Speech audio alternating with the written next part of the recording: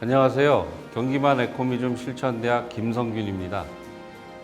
우리나라에서 지붕 없는 박물관, 즉 경기만 에코미즘이 시작된 게 지난 2016년도부터입니다. 최근 이 사업은 경기만을 넘어서 북동부권으로 확장되고 있습니다. 동두천, 파주, 남양주권이죠. 경기 북부권 에코미즘은 지금 시작되는 겁니다.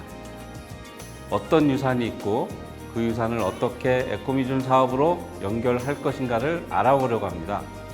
우선 현장 하나를 보시죠.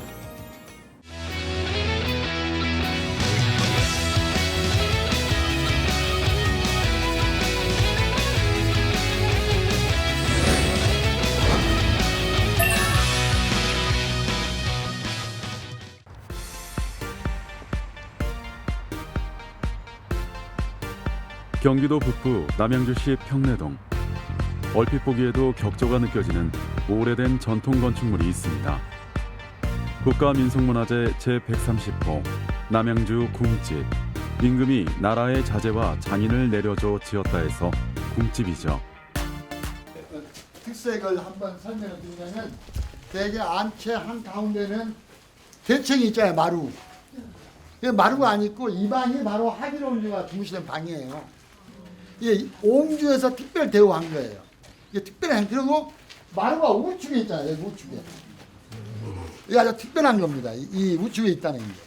이거 옹주시니까 한가운데에 옹주를 모시고 대청은 이쪽 썼고. 화길 옹주는 영조대왕의 막내딸이며 정조의 막내 고모입니다. 1765년 영조는 화길 옹주가 능선구씨 가문과 결혼을 하자 왕명으로 친히 나라에서 묵제와 묵수를 보내 지어주었다고 해서 궁집이라고 불리게 되었습니다. 이 전문가들 보기에 이 돌멩이 하나하나가 이게 다 궁에서 가져온 것 같다고 이렇게 설명을 해요. 이런 두께가 쉽지 않다고 하더라고요. 그 여염집, 사대부집 기둥이 네. 이렇게 굵지가 않습니다. 이게 그 궁에 준해서 만든 집이기 때문에 이렇게 굵고요. 그리고 이게 좀 보면 높잖아요. 높은 게 여기가 어떤 그 높여야 될 사유가 있어서 그런 것이 아니라 이게 그 옹주가 계시는 곳이기 때문에 밑에서 내려다 볼 적에, 그러니까 다른 보통 여기를 다녀오신 곳하고 한번 그 기억을 더듬어서 비교를 해보세요. 이렇게 높지가 않거든요. 그리고 기둥이 이렇게 두껍고, 이따가 기둥을 여기 올라와서 보시면은 여기 그 설명을 듣고서야 알았는데 다 이렇게 문양이 두 줄씩 문양이 있어요. 이런 것들이 그냥 일반 여염집에 쓰던 것들은 아니라고 얘기를 하더라고요. 좀 특별한 거라고 얘기를 하고. 오랜 세월을 거치면서 증개축이 되었을 테지만 정확한 기록이 남아있지 않습니다. 그러나 여전히 왕실의 기품은 살아있습니다. 영조는 한갑의 나이에 막내딸 화길옹주를 얻었습니다. 막내딸이다 보니 정말 사랑이 남달랐을 겁니다. 사랑스러운 막내딸을 위해 지은 집이 바로 궁집입니다. 정말 궁집은 볼수록 보물입니다. 영조가 직접 나침반을 놓고 집터를 잡았다고 구전되고 있는 궁집. 잘 살펴보면 재미있는 스토리도 발견할 수 있습니다. 여기가 이제 구인화가 그 거주하던 사랑채인데 앞으로 튀어나와 있는 이런 공간을 누마루라고 얘기를 하던데, 누마루 같은 경우에도 웬만한 그 스르르한 사대부집 아니면 조성을 안 했다고 하더라고요. 이것들도 굉장히 어떤 이 집의 그 격조라든가 가치 이런 것들을 말하는 것이라고 보면 되겠습니다. 그리고 저 제일 유명한 사람이 구수영이라는 사람이 하여간 연산군하고 이렇게 해서 혼인을 맺은 그 집안인데, 이 사람이 중종반정에 참여를 해서 2등 공신을 맺게 되고 또 그런 사역까지도 있습니다. 자, 이 집을 한번, 이 집 어디서 많이 본뜨더지 않으세요?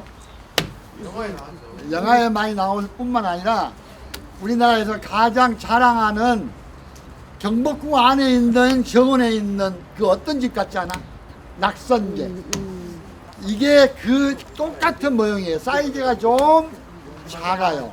어떻게 된 거냐면은 당시에 궁에서, 나라에서 궁에서 사대부들이 살고 있는 문화, 어떤 주거 문화를 궁 안으로 들여와서 궁 밖에서 살았던 기억을 되살리고 싶었던 거예요.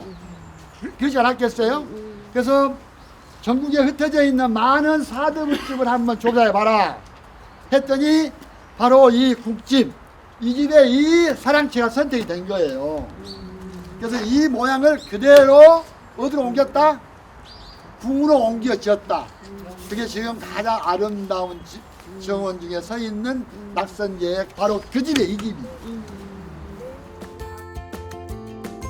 낙선제는 24대 임금인 헌종이 1847년에 지은 것으로 궁궐내에 반가를 모방해 지은 궁집으로 단청을 하지 않고 지세를 살린 배치로 건물과 정원이 빼어난 조화를 보입니다. 궁궐의 위세가 반영된 건축물이라선지 그 가치야 말로 다할 수 없습니다.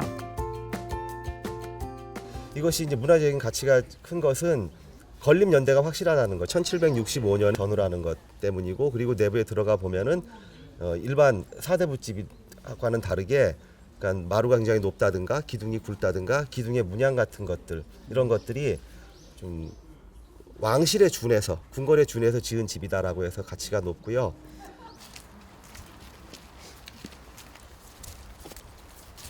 여기 서서 보시면 이 집들이 저게 이제 송병준이 살던 용인집이고요. 저쪽에 안에 들어가면 또 군산집이 있고, 저것은 저 명칭이 뭐더라? 저거는 아무튼 낙성대에서 옮겨온 집이라고 하던데.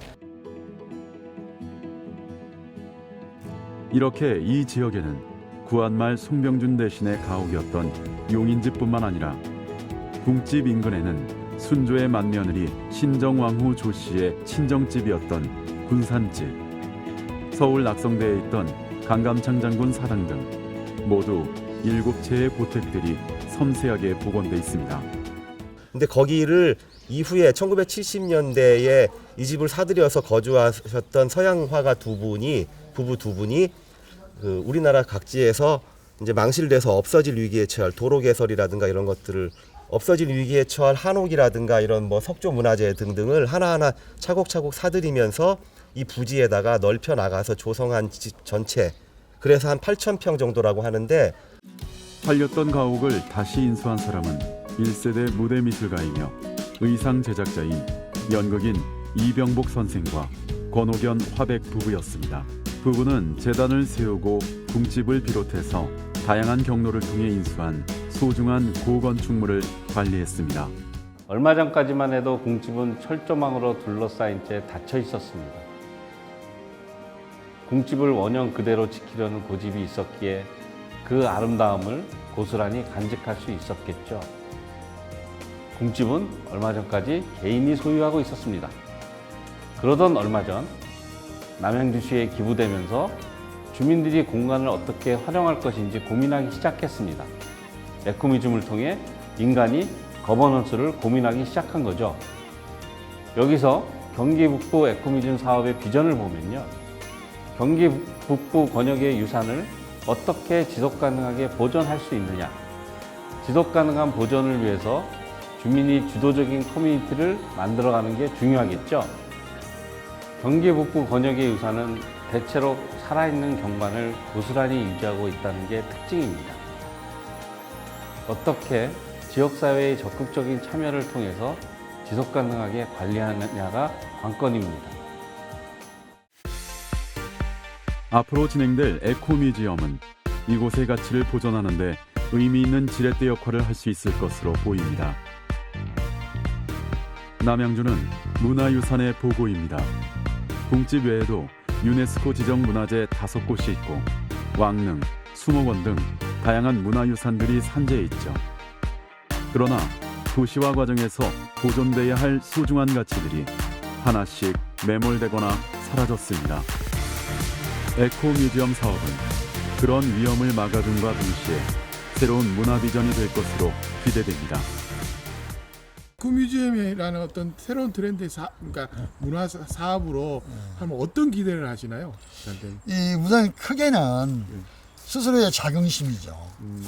이게 스스로의 자긍심이 우뚝 서야 모든 게 당당해지는 거거든요. 또 청소년 교육이나 이것도 결국은 그 지역에 숨겨 있는 그 훌륭한 문화유산들을 발견을 하고 내가 알아가면서 지역에 대한 사랑, 그 이웃 간의 이제 공동체가 또 따뜻하게 이루어지고 그러다 보면은 결국은 일할 이 장소로 되어지지 않겠어요. 만약 이게 365일 문이 열리면은 이 지역에 사는 문화예술인들이 여기 와서 공연도 하고 스스로 발표도 하고 문화를 중심으로 해서 새로운 살아있는 공동체, 마을 공동체가 다시 재구성될 것이고 그게 내 지역에 대한 사랑을 모아줄 것이고 그러면 행복해질 거 아니겠어요? 그런 어떤 가치 실현의 목표를 둔 거죠. 경기 북부는 한반도의 중심에 있습니다. 분단의 접경지대이면서 남과 북을 잇는 교량 역할을 하는 곳이죠. 동두천 지역은 군부대가 많고 개발 제한 구역이 많은 곳이기도 합니다. 자연스럽게 이 지역만의 독특한 정체성이 만들어지고 결과적으로 많은 스토리를 가지게 된 거죠. 경기 북부 마을 아카이브 프로젝트는 에코뮤즘 사업의 중요한 기반이 되었는데요. 마을 자원을 조사하고 기록하는 과정을 통해 지속가능한 마을을 고민하기 시작했습니다. 우선 동두천 턱걸이 마을을 소개해 드릴 텐데요. 턱걸이? 운동할 때 하는 턱걸이가 아닙니다. 어떤 뜻인지 보실까요? 턱걸이 마을 이름 괜찮죠? 네, 턱걸이 마을. 다양한 의미가 있는데요. 궁금해요. 다양한 의미 있는데 먼저 제가 해석한 의미를 드리면 여기 계신 분들이 항상 그래요. 턱걸이 마을에 들어오면 못 나간다. 그렇게 얘기를 해요. 이제 아까 버스 타고 오면서 지나온 데가 턱걸이 고개인데 그래서 이제 한번 넘어오면 못 나간다 이렇게 하는데 아마 그게 이제 제가 해석하기로는 인생의 턱걸이들만 모여 살고 있기 때문에 어떻게 나갈 수 있겠냐 뭐 이런 생각을 해요.